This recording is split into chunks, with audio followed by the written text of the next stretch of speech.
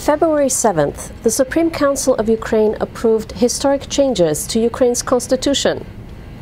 334 People's Deputies out of the 385 deputies registered for the session voted in favor of changes to the constitution that pave the way for the country's strategic course in the direction of the European Union and NATO.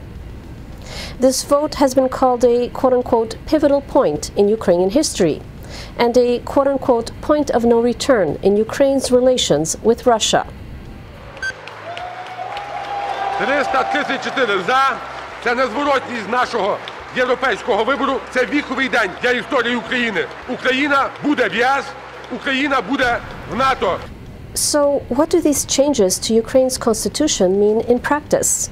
For example, what happens if Ukrainian citizens decide to elect a new president in the upcoming elections, who would attempt to reintegrate Ukraine into Russia's sphere of influence?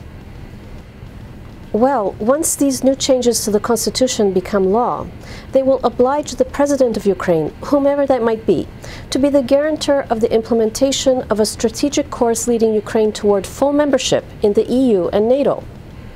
This irreversible course toward the EU and NATO will now be specifically stated in the preamble of the fundamental law of the Constitution. And this will deny future presidents and governments of Ukraine the opportunity to officially pursue a different political course. Moreover, the new changes also exclude from the Constitution a clause that allowed for military bases on Ukraine's territory to be leased to foreign military formations. And this means that at the time when Ukraine regains the Crimea, all Russian military bases that have been stationed there will by law have to be removed. Theoretically, the possibility does exist for reversing this newly established strategic course for Ukraine. But the process of trying to turn Ukraine's policies again in the direction and in favor of Russia would be extremely complicated.